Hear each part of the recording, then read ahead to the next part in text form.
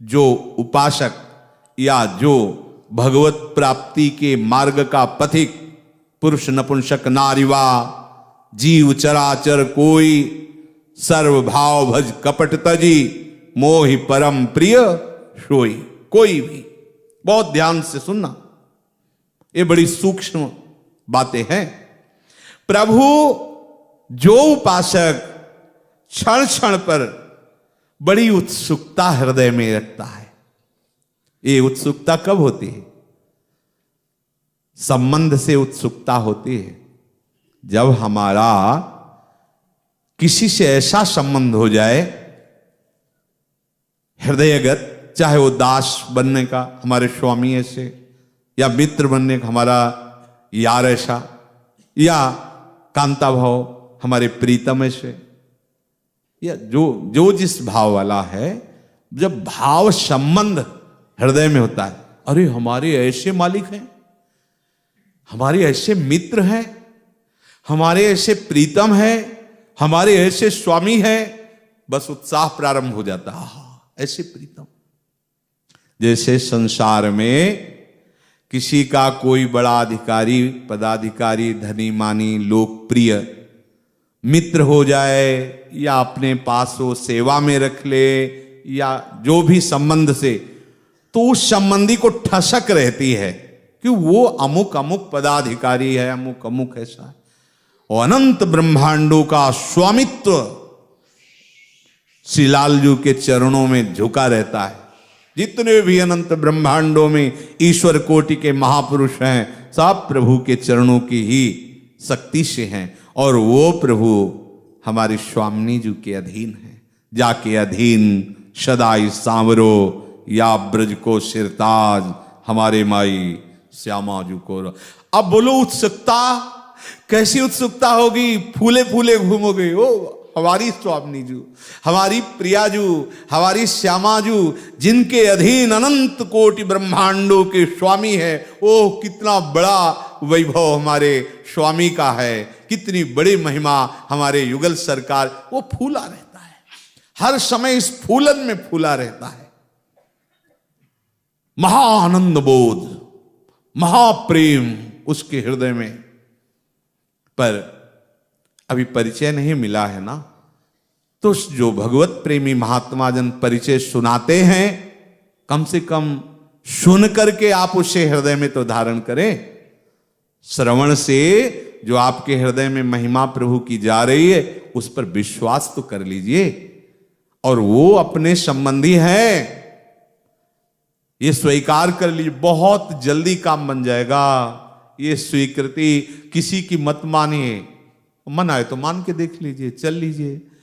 अगर आपको लगता है थक गए तो हमारी बात सुन लेना, अगर लगता है नहीं अभी हाथ पैर काम कर रहे हैं तो चल के देख लीजिए।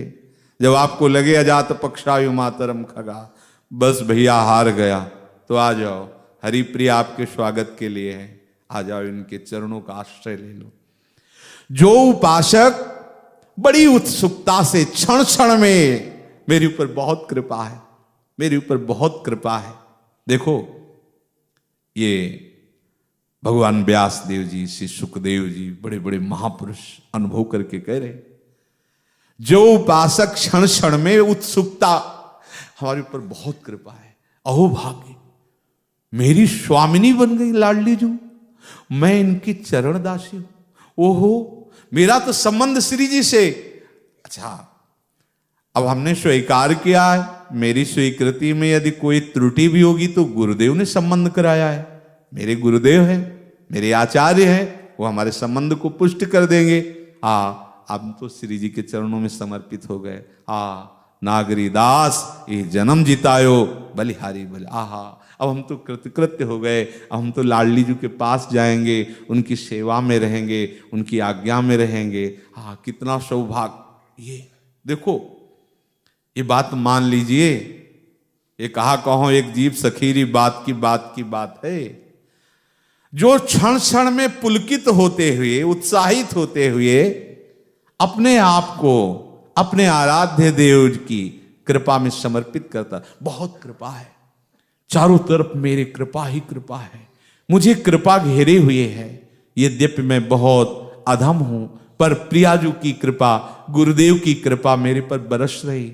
मैं डूब रहा हूं कृपा में, चारों तरफ से कृपा मेरी रक्षा कर रही, चारों तरफ से कृपा मुझे ऐसे जैसे माँ अपने बच्चे को हृदय से लगा करके छुपा लेती है, कहीं कोई प्रहार न लग जाए, ऐसे ही कृपा ने मेरे ऊपर कवच कर रखा है। अब ये माया मुझे परास्त नहीं कर सकती। तत्यनुकंपाम सुषमीक्ष माणो, प्रतिपल देखता रहता है। बड़ी कृपा है लाडली लाल की, बड़ी कृपा है प्रियाजू की। और उसके हृदय में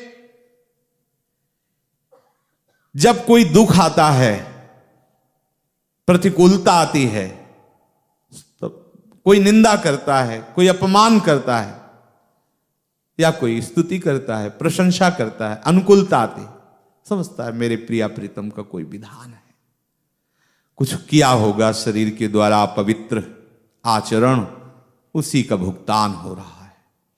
प्रभु की हमारे ऊपर बड़ी कृपा है। ये ऐसा न समझे कि प्रभु ने प्रतिकूलता दी तो हमसे नाराज है। नहीं, ने कहूं न रिश कहूं, भूली हूं न होत सखी, रहत प्रसन्न सदा ही मुखाश है। सुकुमारी प्यारी जू कभी नाराज नहीं होती। ये जो हमें दंड मिल रहा है, ये भी उनकी कृपा है। अगर हमारे कर्म का पूर्ण दंड मिलता तो दुर्गति हो जाती, लेकिन ये दंड आया है, पर इसके साथ इससे बढ़कर दुलार प्यार भी है। इसलिए हमको प्रतिपल ये मानना है हमारे ऊपर बड़ी कृपा है। जो भी दुख सुख आवे, निर्विकार भाव से उसे सह लेना। अगर संपत्ति आ रही है, अनुकूलता आ रही, सुख आ रहे, तो हर्षित मत हो, हर्ष विकार हो जाएगा। अगर सब कुछ नष्ट हो रहा है, लोग निंदा कर रहे हैं, कोई हमारा साथ नहीं दे रहा, तो दुखी मत हो, शोकित मत हो। मेरे प्रभु की कृपा है। दोनों में जो कृपा को देखता हुआ निर्विकार भाव से दुख सुख को भोग लेता है और प्रेम पूर्ण हृदय से, गदगद वाणी से, पुलकित शरीर से बार बार एक कहता, प्रभु मैं आपकी शरण में हूं, नाथ देखते रहना कहीं ये मन विचलित न कर दे, प्रभु आप देखना कभी आपसे विमुख न हो जाऊं, बिशरी हो ना बिशारी हो, यही दान मोहि देव, देख लेना लाडली लाल मैं कहीं आपको भूल न जाऊं। बार बार प्रेम हृदय से, गदगद वाणी से अवनत होकर शरणागत हुआ, बार बार शरणागत होता रहता है, प्रभु मैं आपकी शरण में हूं। अब ध्यान दीजिए, इस प्रकार जीवन व्यतीत करने वाला उस महामहिमा में बड़े बड़े योगी मुनियों के द्वारा वांछनीय दुर्लभ परम पद को ऐसे प्राप्त कर लेता है जैसे अपने पिता की संपत्ति को अनपढ़ लक्षणहीन पुत्र अधिकार सहित प्राप्त कर लेता है। समझ रहे?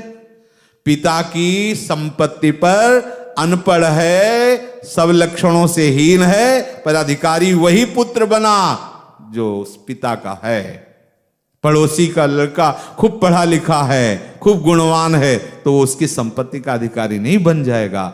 ऐसे ही जो मन वचन कर्म से प्रभु को समर्पित होकर अपने हृदय में बार बार ये विचार करता है, हमारी स्वामिनी जो हम पर बहुत कृपा कर रही है, जो दुख सुख आता है निर्विकार भाव से भोग लेता है, ऐसी ठसक रखता है, मेरी प्यारी जू, मेरे प्यारे जू, वो प्रियाजू के चरणारविंद में निश्चित पहुंच जाएगा। वो कुंज महल की टहल सुख दंपति संपत्ति पाई है निश्चित। कैसे? जैसे पिता की संपत्ति का अधिकारी वो लक्षणहीन गुणहीन, वो बिना पढ़े लिखे वो बच्चा पा लेता है क्योंकि वो उसका बच्चा है। ऐसे ही हम कई बच्चा के पेट हम प्यारी जू प्यारे जू के चरणों में समर्पण वृत्ति को धारण करें। ये बहुत बड़ी समर्पण वृत्ति, बहुत बड़ी बात है। इसे हृदय में यद्यपि अहंकार वृत्ति होने के कारण धारण करने में थोड़ी कठिनता पड़ेगी, पर यदि सत्संग मिलता रहा और उसका मनन करते रहे, वृंदावन की रज का सेवन करते रहे, तो यही वृत्ति केवल रह जाएगी, केवल समर्पण वृत्ति ही रह जाएगी और सब अंतर्ध्यान हो जाएंगे, सब भस्म हो जाएंगी अन्य वृत्तियां। एकमात्र वृत्ति प्यारी जो प्यारे जो की चरण शरण की रह जाएगी।